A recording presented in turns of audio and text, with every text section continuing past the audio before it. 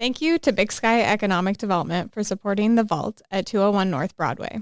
Big Sky Economic Development is the community's economic development organization. BSED's mission is to sustain and grow our region's vibrant economy and outstanding quality of life by providing leadership and resources for business creation, expansion, retention, new business recruitment, workforce development, and community development. Learn more and connect with BSED at bigskyeconomicdevelopment.org. That was kind of where the whole game room started, was when you're doing something, it's much easier to just casually talk to somebody. There's nothing better than like teaching a chunky blanket hand knitting class, and conversation just naturally happens. The following is a Big Sky Economic Development production. It's Mars B. And Kavo. And this is The Vault at 201 North Broadway. A business podcast. Where we bring you entrepreneurs, small business owners, and community leaders of Montana. You don't want to miss this. Learn how to better start, manage, and grow your business. And your leadership style. Tangible takeaways to save you time and improve whatever it is that you're working on. You're listening to The Vault. Joining us today on The Vault is Alana with Casual Space. Hello. Welcome. Welcome to The Vault. We're excited to chat with you today. Yes, happy to be here. Well, you're an avid listener, so you know how it goes. We like to start from the very beginning. Where'd you grow up? Give us a little background about you. Well, I'm a military brat. My dad was in the Marine Corps. So fun fact, I was born in Guantanamo Bay, Cuba. Holy wow. buckets. Yeah. How cool. Right? Yeah. So no, I'm not Cuban. And no, I do not have dual citizenship. But it is a nice, fun party fact. And then from there, we moved to North Carolina. Oceanside, California, Holyoke, Massachusetts, and then back down to Jacksonville, North Carolina. And that's where my immediate family still lives. And then I did what every military brat is not supposed to do. And I found a Marine that was from Billings. And so that is how I moved cross country once again and ended up here and just fell in love with Montana at 22 years old. And I'll be 40 this year, so that is life. What was it like moving growing up for you? Every 3 to 5 years, too? Yeah, it was about like every 3. You know, when you don't know any different, you don't think much of it until you're a bit older and you kind of look back and realize, like, I never watched anybody other than my siblings, like, grow up. Oh. I don't have, like, childhood friends. Yeah. How people say, like, oh, I know so-and-so from elementary school. And I was like, what? Like, that is such a bizarre concept to me because we didn't settle down until I was in 6th grade. Okay. Which doesn't, like, in how many places I went in life before 6th grade seems strange. But, yeah. And then, again, to... just up and leave. I like literally packed a U-Haul truck and pulled my little red Tiburon behind it and drove straight to Montana.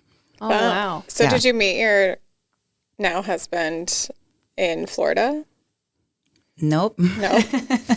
North Carolina. Okay, North Carolina. Sorry, I was like, I'm getting okay. But your family's in North Carolina.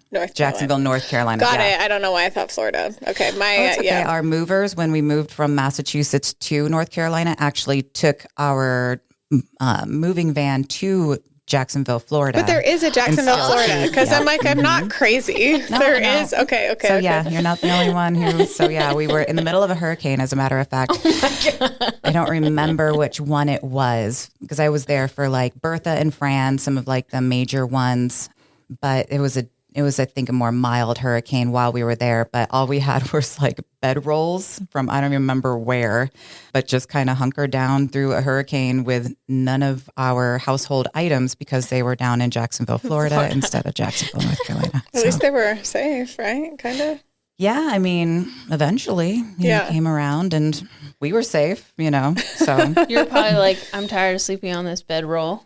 Yeah, it was a little eerie and just in an empty house. And there's like all of this like chaos happening outside around you. And you're just like, okay, it's almost like living in a cave at that point and sleeping on the floor and just hoping that, you keep electricity and water. But we never had any like disastrous hurricanes or anything while I've been there. So you made your way out to Montana at 22. What did you do when you got to Montana?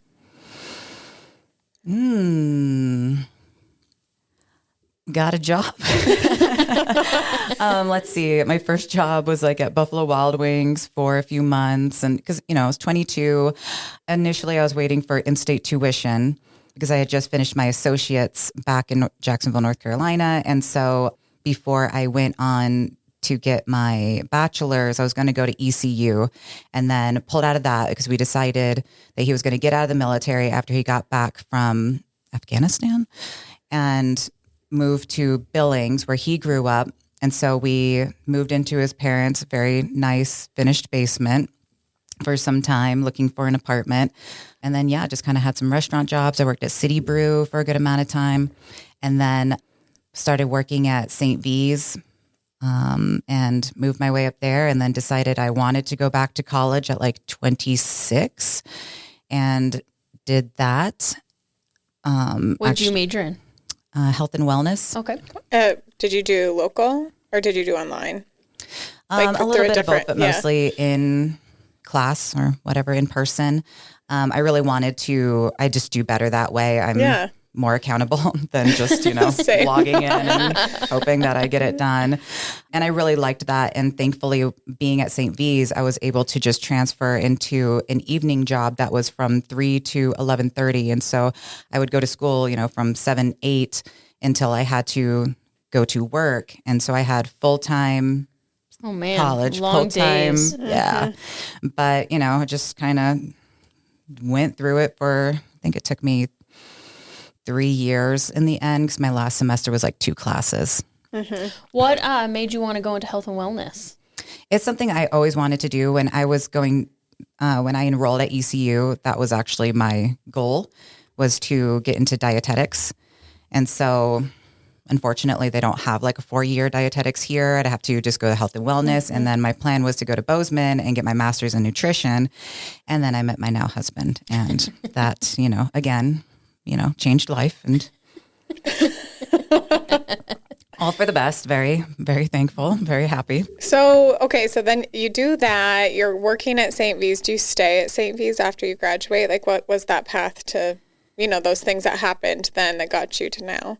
Yeah, so it's been a very kind of strange road, I suppose. So you didn't follow the yellow brick road then? Not necessarily.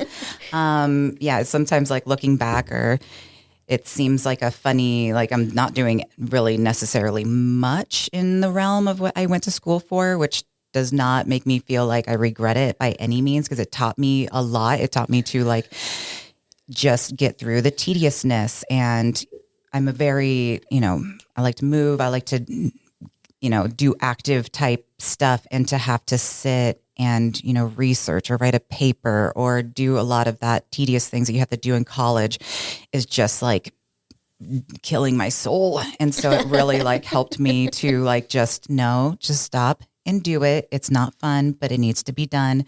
And so it really still taught me a lot. But once I graduated, I actually got my dream job, which was, I guess, health coaching. It was technically like weight loss, I suppose. And so my biggest thing was initially going and looking at being a nutritionist. Is the difference is when you're a health coach, especially when it comes to weight loss, people want your help. They come to you. When you're, a dietitian, nutritionist, people are sent to you, and they don't always want to be there. Yeah. And they don't always want to listen. And that, again, is very soul crushing to somebody who's very like passionate. Like, if somebody's just poo-pooing on your passion, like that's like, not I don't something you want to do. This isn't for me. Yeah. Yeah. And so once I kind of like, and it's not always the case. There's a lot of, different realms that people are very appreciative, especially I had a brother-in-law that went through cancer, and they just loved their nutritionist because they were able to help find him things that he was able to keep down. And, there's a lot of situations where they are, very appreciated, but you have to be able to kind of, fall into that as well. So anywho, first job out the gate of college, was very blessed and lucky to, find this place. And it was a very the only real one in town that really did nutrition and weight loss the proper way of just, eating regularly, balanced, all of that. It was called Balanced Diet. And then somebody else bought it and it became Everfit Montana. It also was women only. Other than the nutrition side, we did do men as well, but the fitness part was also with women, or only with women. So it was a really nice dual concept to be able to have that both in the same place. And eventually I was the only diet counselor there. And then we trudged through COVID, and then it just slowly kind of fizzled. Yeah. It's a very hard realm to be in. I relate nutrition and health a lot to religion. Yeah. It's very ritualistic. It's all of the little things you do every day that make the change, not you do it once and then you're... That and trying to get people wanting to do it, or converting people, where it's you feel almost a little preachy unless somebody comes to you and they're interested in it. Otherwise, you're kind of does this sound good? You want to, follow my plan here? And people really hold their food and their habits, close to heart. And to get somebody to convert, convert change is a very daunting task. So how many people did you have in your cult? No, I'm kidding. Oh gosh, who knows? People, they would, and it depended on how much weight people wanted to lose and stuff like that. But hundreds I've been through. But it is very gratifying when people, they kind of figure it out. And really, more than anything, I was a life coach. Yeah, because it's all connected. It's why aren't you doing the things that are better for you, basically, and figuring out tips and tricks. And again, there's so many misnomers out there around food and health and weight loss. And it's just such a difficult road to navigate, especially when you're trying to convince somebody what they have heard for their entire lives is not true. Yeah. And to trust their bodies is incredibly difficult. It just feeds back into, I feel like we lost that will to want to do those things when everything became so easy to make, right? I just throw pork chops in a bag and shake it up and put it in the oven, But honestly, the biggest thing, and this will be good to also say out there, but I'd say 99% of the people that I worked with when it came to this were undereaters.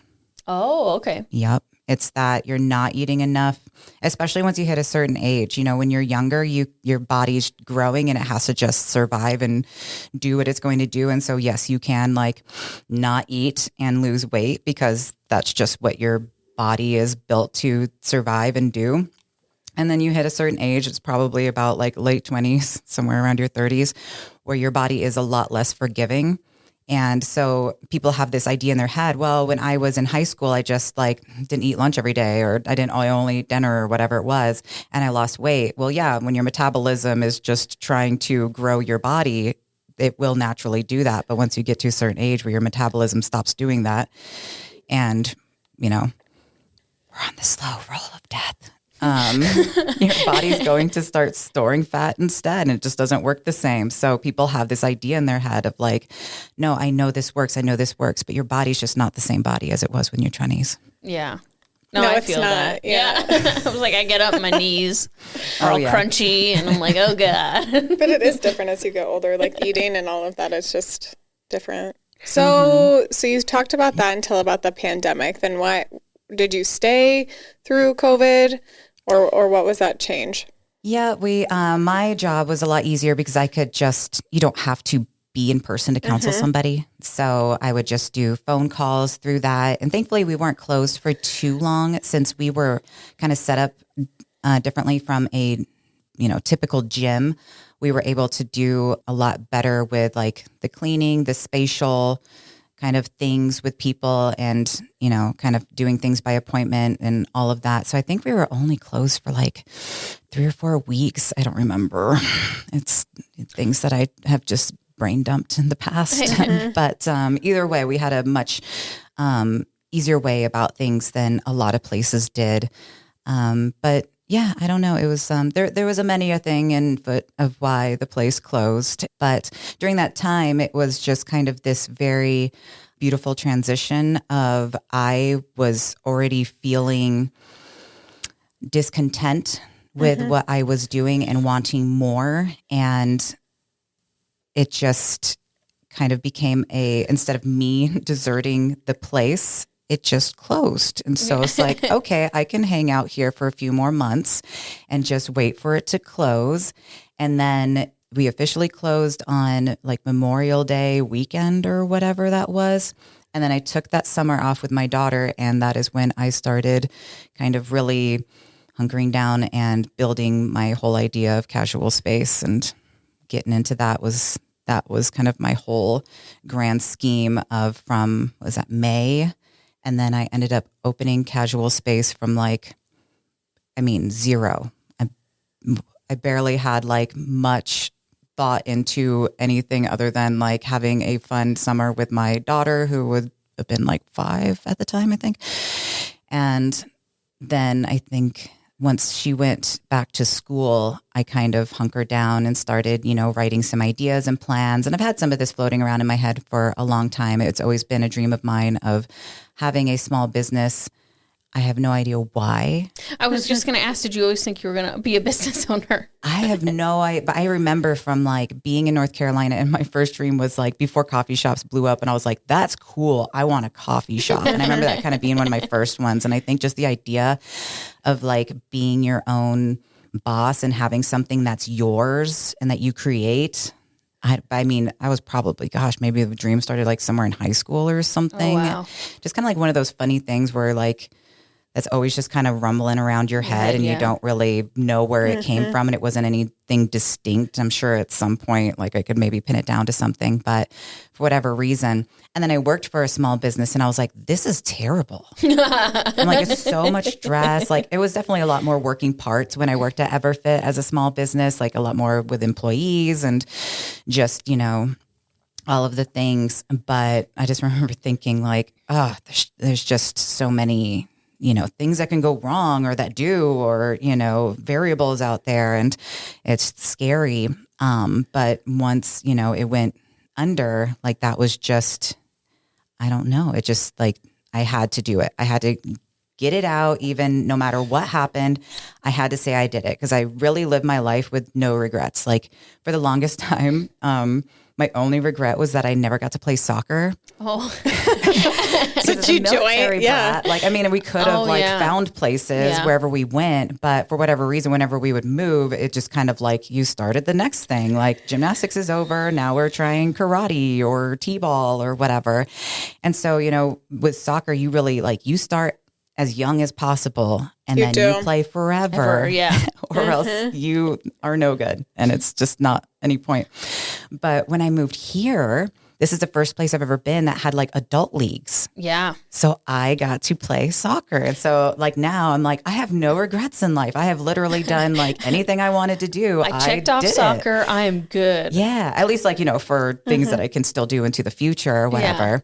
Yeah. But so that was really, I don't know, cool in general. And so the next one was just, having this, wanting to have this business, and, it's just something I always kind of like revisited, and it's always changed and adapted. But one of the things with working at Everfit was these ladies that would come in, I knew that they sought was the socializing part of being at the gym and seeing the same ladies often. And I was like, why don't we have a place that is the goal, is to just go and meet people and talk and get out of your house? I mean, aside from coming to the gym, a lot of the ladies, like the grocery store would be like the only other place run into that somebody. Really, and like, sometimes I'm not made up to see people at the grocery store. Oh yeah, like barely ever. And it's always when you're not. Like every time I'm just going to zip into Target real quick, and I'm just like, oh, why'd you have to see me? You. As a matter of fact. Kayla. It's like you can't go anywhere without running into someone you know. I'm everywhere. I know. Well, and just like in general, like it's such like a weird Bermuda Triangle that Billings is. Like everybody's like 1 degree of separation from knowing somebody else. And I it's love that about this community. It really is like now that I've like lived in it for this long, it's like I always tell people, I'm like, it's not a coincidence. It's just Billings. It's just like, Billings. If it can happen, it will happen. Like that one, like when I first moved here, there was one person that I knew and I would see them everywhere and didn't really know. It was like an acquaintance that I just knew through the restaurant and everywhere. I'm like, how this Billings is not a small town. Yeah. But you're like, I see you everywhere, literally everywhere. So you had this idea in your head. You're like, how do I build this place for people to come together? Yeah, because you really created a space where people gather and can make friends. So how'd that all come to be? Like, why was that such a big factor for you? Yeah. Again, it goes back to just nothing like that really necessarily exists as like its main focus. You know, there's places where, you know, you can go and there will be people there and some things like that. But I really wanted to build something that it's like, this is the goal. Everybody that's there has the same goal.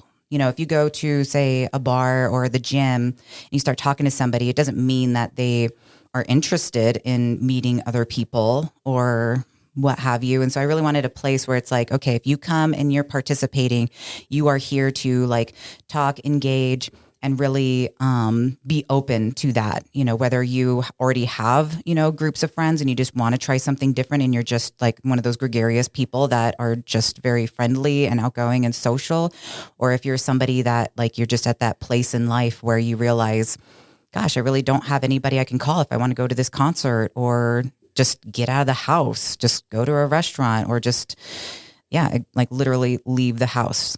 A lot of times, like I was talking to somebody and they were like, oh, I'm so glad this was happening. I haven't left my house in a week.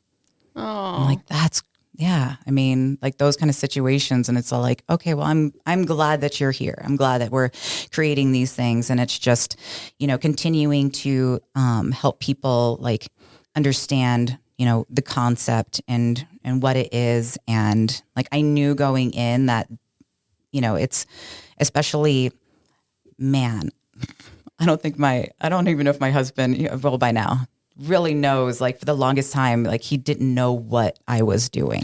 Like could not It's like she's explain. doing that thing I'm over like, there. once you see it, you'll get it. Like, I need you to come hang some swings. Yeah, right. No, I'm the handy woman in the family. He just sells things. He's a people person when he wants to be. But yeah, and so because it's not like it wasn't a place where you can say like, oh, it's, you know, it's a restaurant, it's a bar, it's a coffee. It's not. It's still like, you know, I have like what is it? They call it the 5-second elevator speech or whatever. Yeah. You know, and so even now I dabble in whatever and everything. And so, but at its core, it's socializing. And then the local retail part really just kind of like evolved from another idea I had of like, I really wanted a place kind of like Harper and Madison, but like, you know, again, more and bigger because that's how I live my life, I guess, or my ideas grow. But one of the things I really wanted was like, oh, I want like a local carpenter to like build all the tables. I want like a potter to like make the cups and plates to where it's like, oh, I like this one. You can like buy it. Like what you're eating on, you could buy. And just having a lot of people in the past that were, you know, creators in small business, you know, you get into a typical store and it's, you know, the commission's 40%. And I'm like, 40%? What are you making after 40% is taken off of stuff, you know?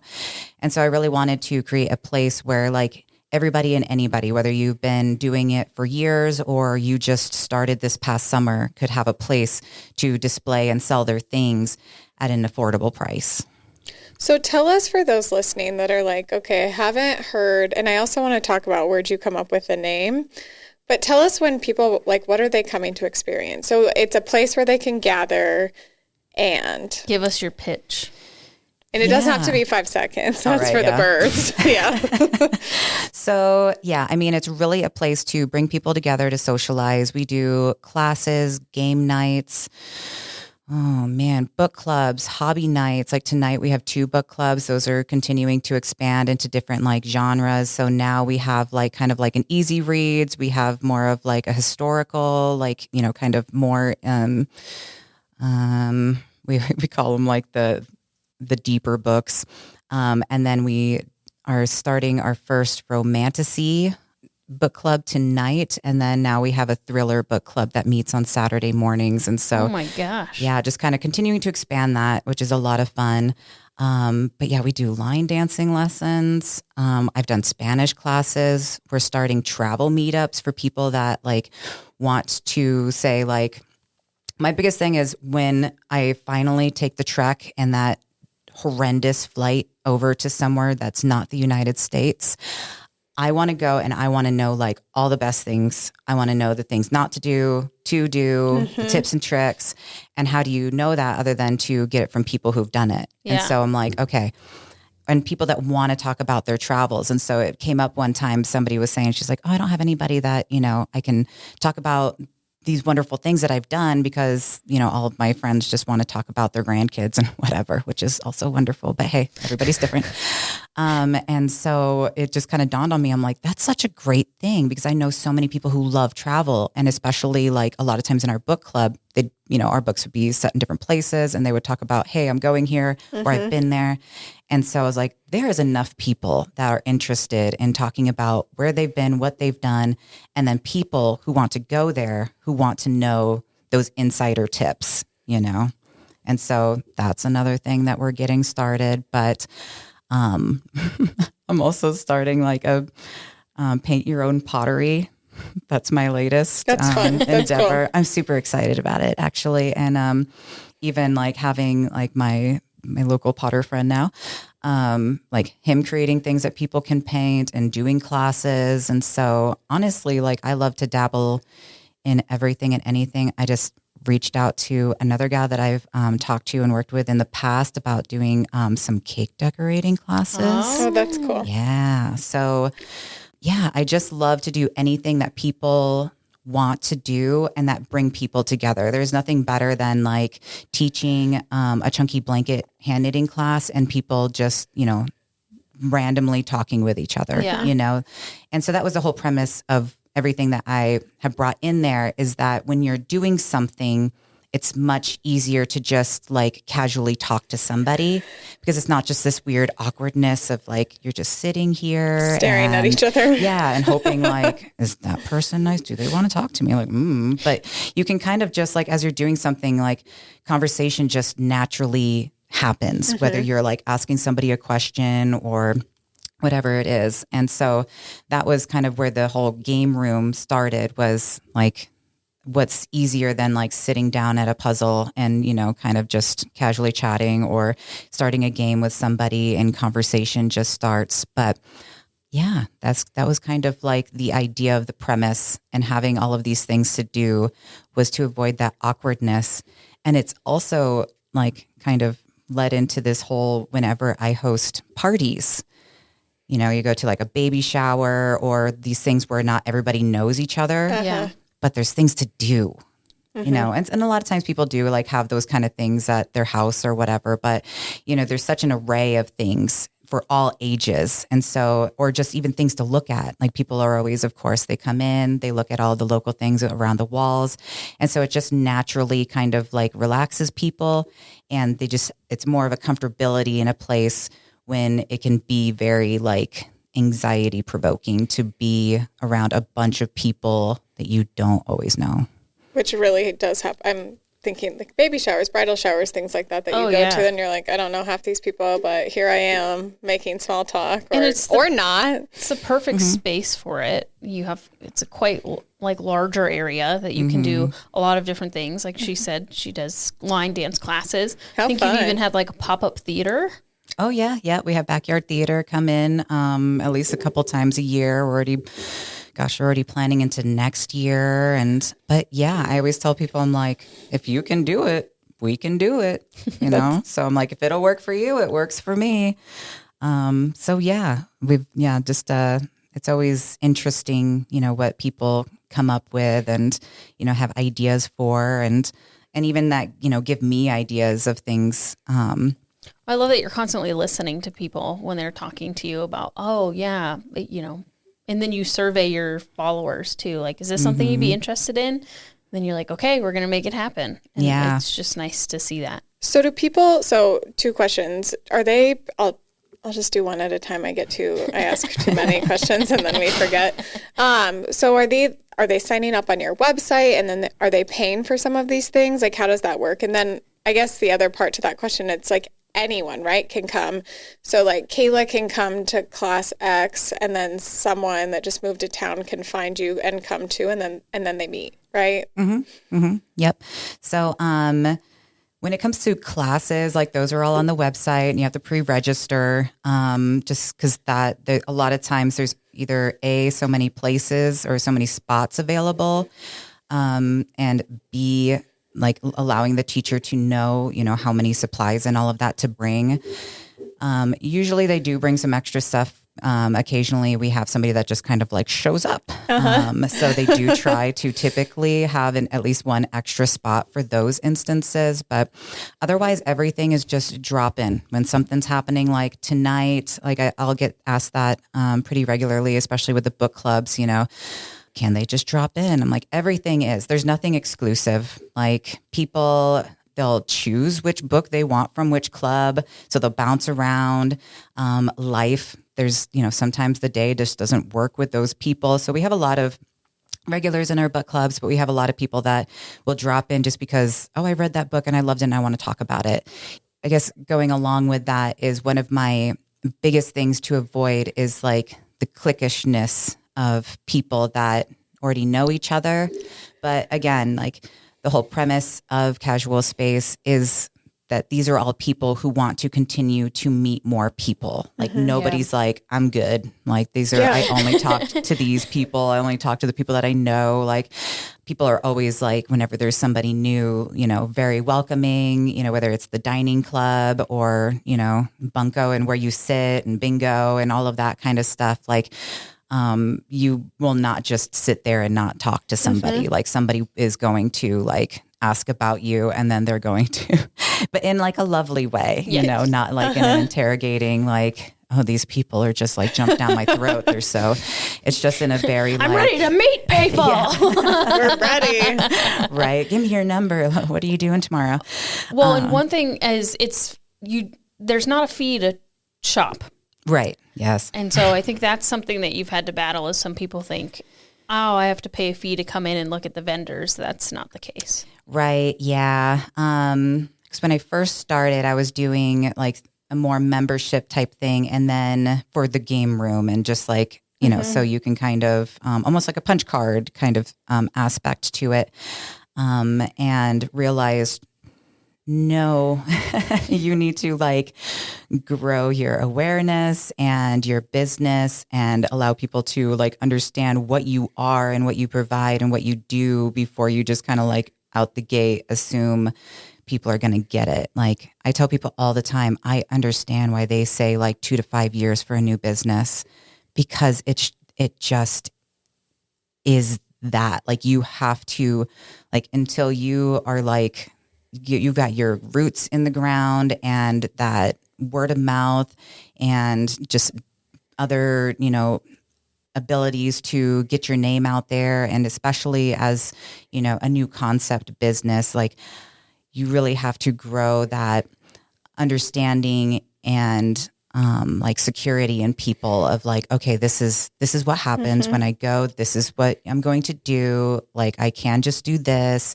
And so it's really, you know, I'm in it 2 years now. And there's been so many times where I'm like, we're catching our wind, we're going. And then it's like, oh, okay, now, but it's just been this steady growth.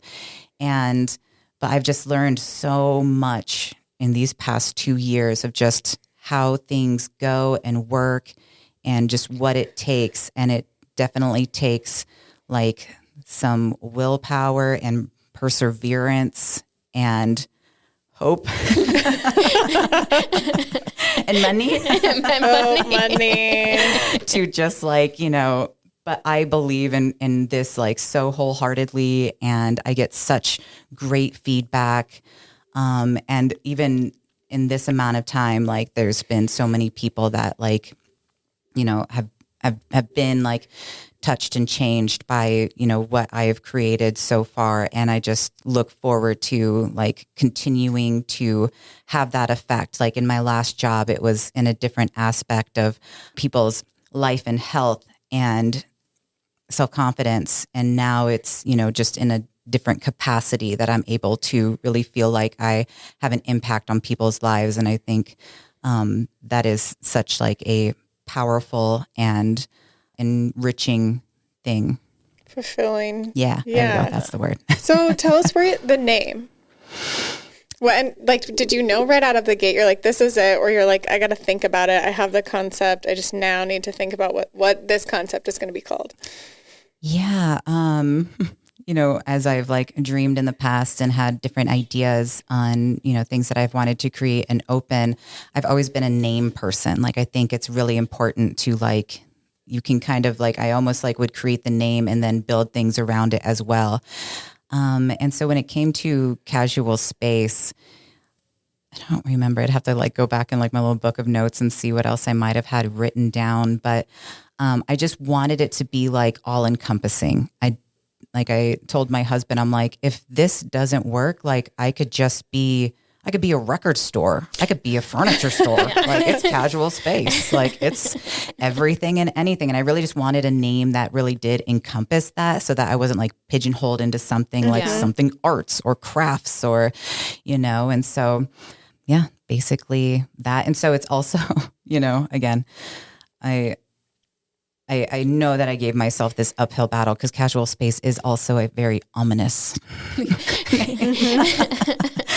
But, it's just kind of like, this is what I want to do, and I'm going to like make it work and happen. And it's probably a bit of like that stubbornness in me. But I just was very like adamant about just having like a name that was, just kind of all encompassing and could be whatever I want. Like when people like ask like, oh, do you do this? Or would you do this? I'm like, I can do whatever I want. Mm-hmm. I'm the boss. I like literally like I have no, where if you're, an art studio or something, it's like, would an art studio do, cake decorating or cookie or dance or, it's like, that would probably be, when you see those kind of things, it's always just kind of like, oh, that's quirky.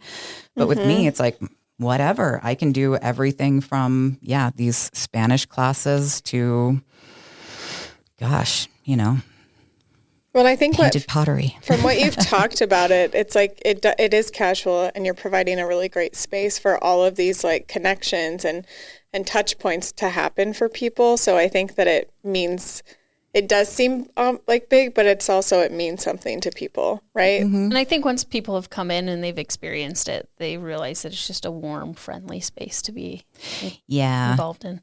Mm-hmm.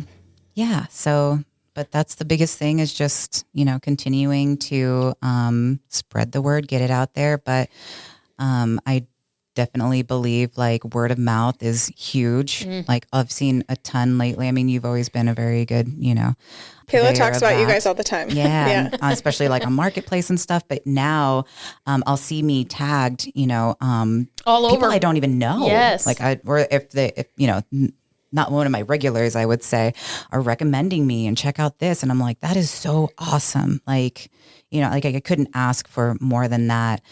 But one of the funny things that happened not too long ago is this, like right around Christmas time, this guy came in and he was, talking to me, and he was pretty outgoing, and I could kind of feel like, what's he looking for? He just didn't seem like, the normal clientele for how like kind of in depth he was looking at things and stuff. And so I just kind of struck up a conversation with him and somehow started talking about business. And he's all like, well, what's the, what have you learned the most or something? And I was like, word of mouth is gold. I'm like, you can do all this advertising, you can do this and that and whatever. But I was like, man, it just really boils down to word of mouth and people, recommending and all that. And then I was like, da-da-da-da-da, what do you do? He's like the president at like ABC Fox or something in the marketing. And I was like, oh, I'm like, no offense. I'm like, that's all great it's stuff just too. honest. Yeah. And he was but like, I was actually in here to sell you a TV spot. Right. But thankfully not. He was just like, I don't think he necessarily like, does all that stuff. He's like, but I keep seeing your sign. And I was like, what the heck is that place? I wanted to come in and look. And that's a lot of times, you know, like why people, which is great. Sure. Like whatever brings you in. Yeah. Like, It's the inflatable unicorn that's on the corner. oh yeah. That one, that's always a goodie. So you guys have a lot going on. How big is your team? Because it sounds like you have things like maybe morning, afternoon, into the evening. Yeah, it's just me. It's just you. Oh yeah. Wow. Okay. I'm like, dang, you've got a lot going on. Yes. But I mean, like, I know I was talking to my husband the other day where I was like, it might be time to start looking into, bringing somebody. But at this point, like, it really is doable for just me. Again, I'm a pretty busy person. And during the day, it's more quieter. It's mostly just people kind of wandering in and shopping and occasionally like homeschool kids and stuff like that. In the evenings is really where most of the stuff is happening. And so during the day, I really have more of my time to do like social media stuff, get back to people about like party reservations, plan things, all of that kind of stuff where it's like I really don't have to do a whole lot, even if like the place is busy. Like I don't have to play the games with them or, you know, if they kind of just go to town, I check them, you know, they buy their day pass and off they go. And then the same with shopping, you know, I check them out, but otherwise like it's a pretty hands-off experience. In the evenings, you know, when there's game nights and book clubs and all that, I do participate. So, you know, people are always like, oh, it's such a long day for you. But I'm like, well, once 6 o'clock hits, like this is just my social hour. So I'm like, I have like, I hear that a lot. People are like, you have the best job. And I'm like, I really do. And sometimes the days do get long and, you know, tiring. And I really am thankful that I built in, you know, being off on Sundays and Mondays. And then by the time, you know, Tuesday comes around, I'm ready to get back at it. But like I participate in the line dancing lessons. Fun. You know. You run bingo. Oh yeah. Yep. I do enjoy bingo. It's fun. She has a great group. Then we should, ladies. because I'm like, I will play bingo. There's other games that I'm like my husband loves trivia, and I'm just like, you know, I just am not good. Like bingo, though, I feel like it's fun because you can still have like conversations with people. Yes, and not feel like you're missing. You know, when you get so close, and even when then it's you like lose or you win, and you're like, let's do it again. I'm ready. Yeah. Can you so you do bingo and bunco?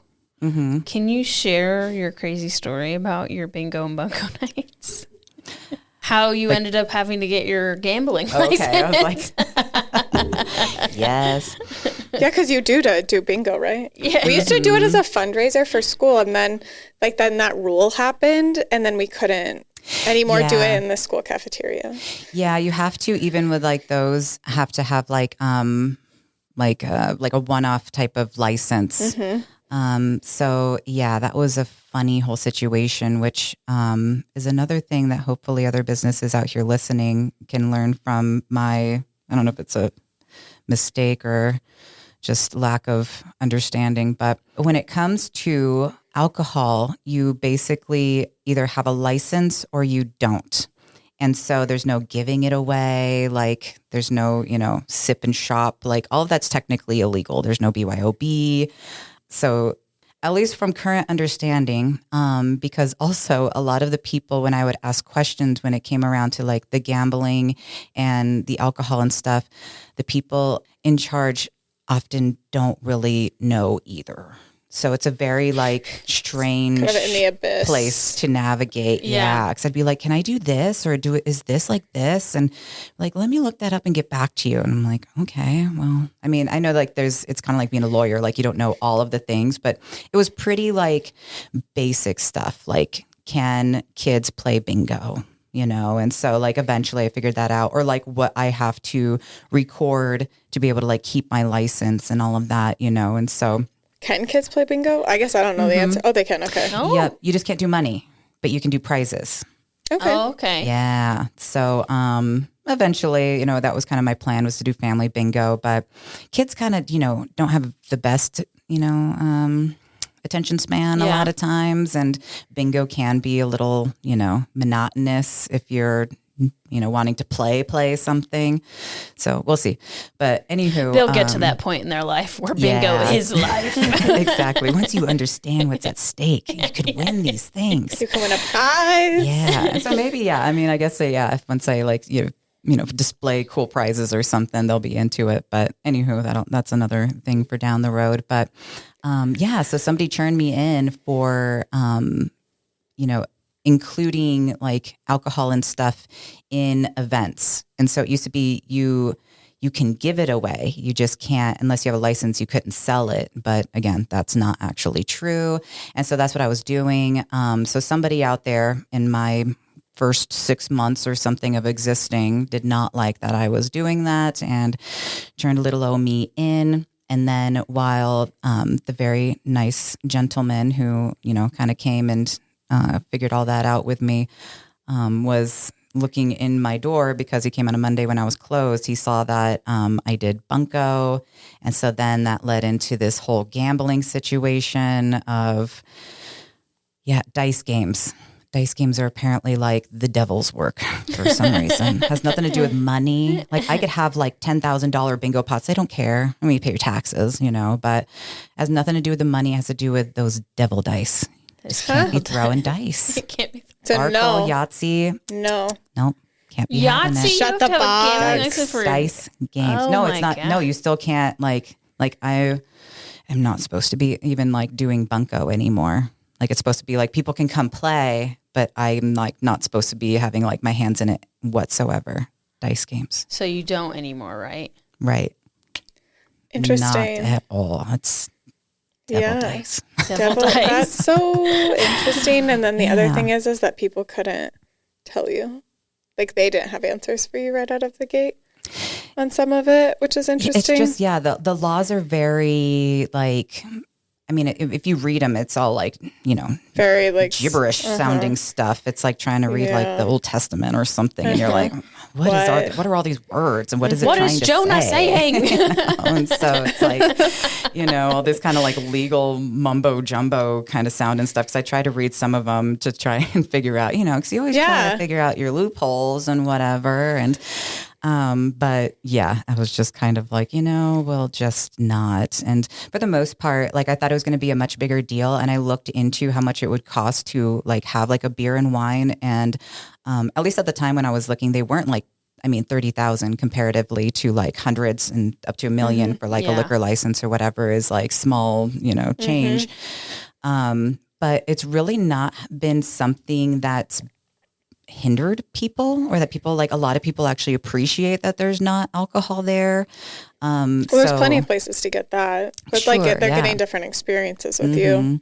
And then like, people that like, are recovering and, or just want a place where it's like, okay, I can go out and do things and, play games. And I'm not surrounded by other people that are like, drunk or spilling all over the place or whatnot. So that was pretty surprising because I thought it was going to be a much bigger deal than it has been. So yeah, I really haven't that hasn't been the bother. It's really just been the having to get the gambling license and feel like a criminal. I'm in trouble. I had to go and get like my fingerprints taken. I had to give everything but like my firstborn child to them. Like so much paperwork and whatever. And the funny thing was the gal who ran it all for me came in like some months back and was talking to me. She's like, yeah, that was me. I had to do all that. And she's like, that was so stupid. And I'm like, I know. I'm like, we're just trying to play games here, guys. Like, I'm not running any that's not me. It's very, very different. I'm like, but it worked out because now I can play bingo and it's really not expensive. Like, I think I paid $10 and got to play 5 rounds. Yeah, but to get the license itself, like the governor or the city, the state charges you just however much it costs them to run all of your paperwork. And then I never have to pay like for licensing type stuff again, other than it's like $250 a year for bingo, which is like, that's not bad. Yeah. Totally worth it. But other than that, I don't have to like, I have to keep records on, things. And again, tax once a year, which is pretty simple as long as like in my situation, everything that people pay into the pot goes back out. I don't keep any. So as long as I don't keep any, then I don't have to like pay taxes on it. So it's like, okay, cool. We're good. Yeah. Or at least that's what my understanding is currently until they tell me it's something different. So once somebody gets the understanding themselves, I suppose, and comes after me. But we run into that a lot with food because counties have their own regulations and then the state has their regulations and then they don't jive all the time. No, it's very gray. Yeah. Very gray. So what do you have coming up in 2025 that you're like really excited about? Yeah, my paint and pottery. No. I'm excited for that too because it changes a little. If it goes through the kiln, then it's like you paint something one thing and then it's different. Yeah, well, somewhat. So this type is like there's different figurines and things like that. Cool. So like kids or whomever can come in and just like freestyle paint whatever they want. Or like eventually, like we will be having like more painting classes and stuff like that. So, you know, it'll be more like, oh, this looks good and, you know, whatever.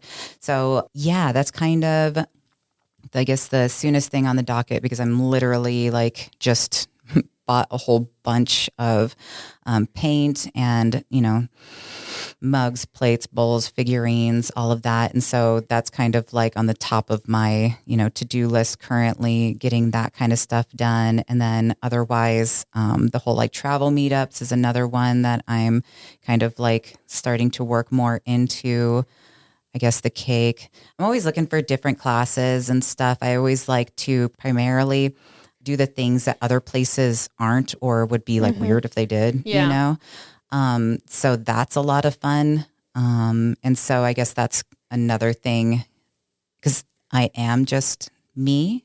And so like I clean, I bill, I, you know, plan and all of these moving parts. And so like there's some times where I'm like, oh, I forgot I haven't like reached out to people, you know, to do these classes and stuff like that. And so that's one of those things, like I was saying to somebody, I'm like, I think I might be starting to get to a point where I need like another like pair of eyes or brain to help me, you know, keep all of the plates spinning at the same time. But eventually, but another like super fun thing that I'm like super excited to do next year. And I also want to look into different tours that they do was the Jefferson bus lines, Christmas lights. Oh, you did that cool. this year and it went over really well. So cool. And so was super excited about that.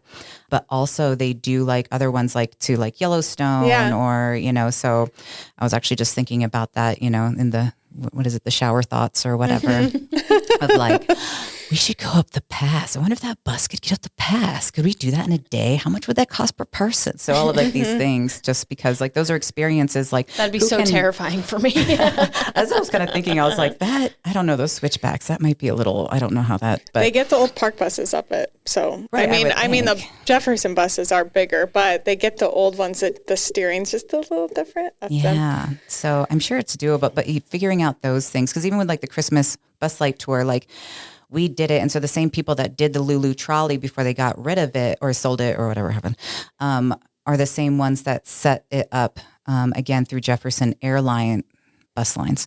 And so it was kind of funny to like talk to her again. So we were able to do through my personal friend group that I inherited from my husband. We were able to fill the trolley, which I think was like 30 something people. But these buses are 52, you know? Yeah. And so not many people have 52 people they can, you know, like be able to get and rent this bus and, you know, make it worthwhile to have like these cool experiences. Like, why is it like being driven is so entertaining? Like limos, bus, you know, the trolley. It's like, what is it about that just... People like it with your friends and you can chat and not have to. And you can have drinks and stuff. But even without that, you know, like the kids, like they're just thrilled. And maybe it's like the lack of, you know, designated seat and seat belt, you know, like these buses do have seat belts and whatever, and then the giant windows but anywho. And so I had thought about it last year with the trolley, but the thing with the trolley is that there was like bench seats and it was like, well, if you have, 30 adults, or you can fit more if they're kids. And so at least with the bus, it's like, that is your seat. If you have a lap child, whatever, it sits in your lap, but like there is 52 seats, there are 52 seats, And so that was a lot of fun to be able to have that and, sell it out, 150 something people, and then, but that's like for the first year and just kind of like testing out, like, how is this going to go? Especially when you do involve like different people and all of this, but it was great, like no issues. And, when you involve alcohol and stuff, like they were able to bring food and drink, but everybody was good. They behaved themselves. There wasn't any, like keggers or anything crazy.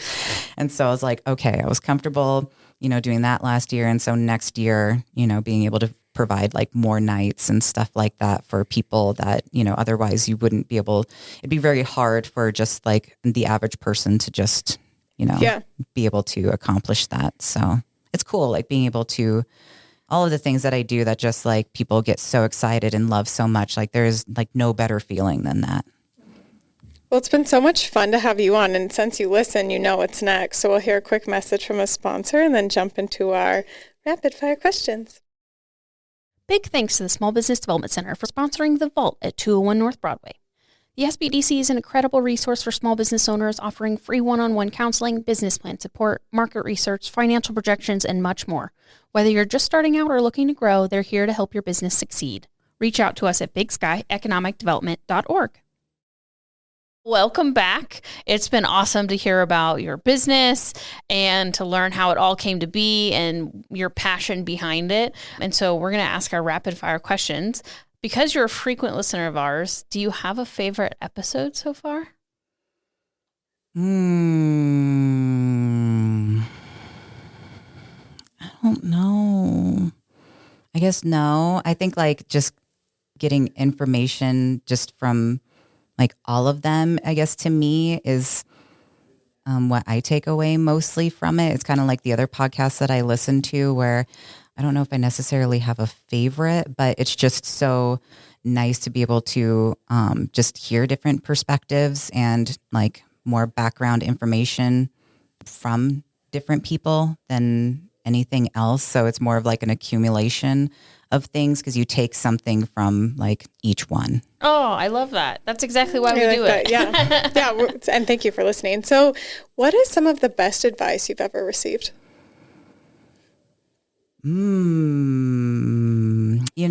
Actually, probably as I call him, my mentor, even though I haven't talked to him in a while, but I had this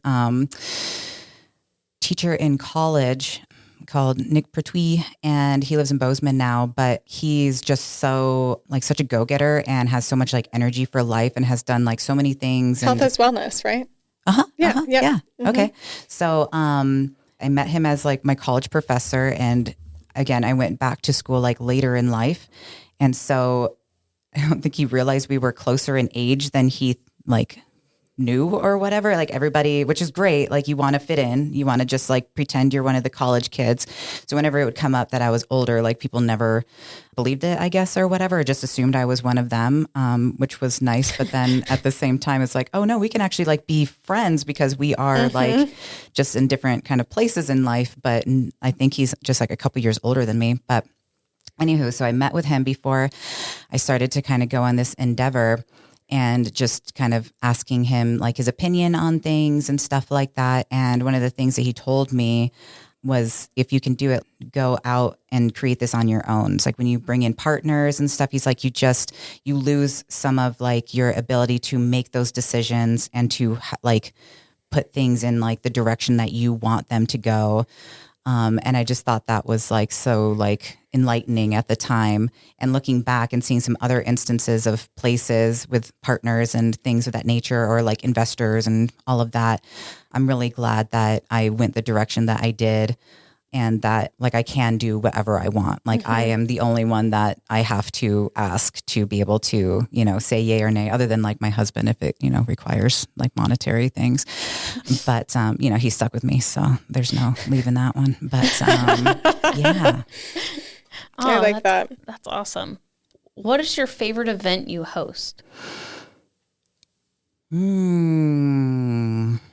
Goodness. Well, probably selfishly, I really love line dancing lessons. It's fun, even though I'm like not always like the most coordinated person. I love to dance, but choreographic dancing is not always like, I guess, been my forte. But I've been getting better. But that one I think is like my favorite for me, next to like bunko. Bunko is a lot of fun. Bingo's fun. I mean, it's all like with the crowd. Like I really enjoy everything that I do, but I would say just like as me personally would be the line dancing lessons, and also just like really hoping that dance comes back to Billings, because it's really not. Well, I think they announced today there's a nightclub coming. Oh, really? Well, they did. Oh. Yeah. Like downtown, or? I'm not sure. I couldn't read the article because I don't have the I'll Gazette, give you the login. Okay. I have a universal You know how it login. let's just scroll for a hot second. And you're like, screenshot. Just kidding. Interesting. So we'll see. But the other thing is around here, like, and that's what I've been talking to Gino with, and as he's trying to figure out how to, create his own place. Is Gino how to does the line dancing, everyone. Yeah. Sorry. No, I'm a dog. No, I was kidding. But is trying to keep the riffraff out, and make it a place where, people, can come and dance and all of that. And so I think that's like the trickiest thing, because we had the Wild West, and then there's Daisy Dukes. Know what it's called now? Rowdies? Is it? No, I think it's still Daisy Dukes. Okay. Yeah. I forget which era we're currently in. I haven't been there in forever, but that's a younger crowd. But yeah, so looking forward to hoping that he kind of like reaches his dream as well. So even though I have like nothing, like I'm always like, think about this or try this, or like, have you, where are you at in, this whole journey, and has nothing really to do with me, other than like I host line dancing lessons, but I really hope that he, eventually gets to that point, but also is, trying to encourage him, like when the time is right and you're, do it then. Yeah. So You're such a huge supporter of small businesses in this community. So yeah, especially when somebody has a dream, like, the people that are really into it and the people that are just trying to make a buck, and it's not the same thing. Nope. That's really good insight. So where can people find you, get connected, Learn about events happening. social, website, all of it? Yeah, we're all over. Well, all the places that, exist. I guess I am on Meetup as well. So I'm probably not very up to date on the happenings there, but primarily Facebook. Everything's got a Facebook event. So those are nice because you can, follow or be interested, and it'll give you updates. Instagram, and then casualspacemt.com, but everything's Casual Space MT. If you look up Casual Space, sometimes like a different podcast, or I think like an interior decorating place will pop up. But if you put Casual Space Billings, like you'll find us. So Awesome. Well, thanks for joining us and sharing your story. Yeah, thanks you. for having me. This We has look been forward fun. to coming and doing some events. Yeah. Some paint, some pottery. I know. I'm ready. Let's go.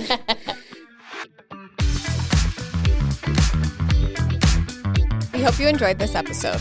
Make sure you are subscribed to The Vault at 201 North Broadway, wherever you podcast, including YouTube. Connect with us on Facebook at The Vault at 201 North Broadway and Instagram at The Vault_201. Don't forget to visit us at thevault at 201.com and subscribe to our newsletter. We will see you next time. Bye.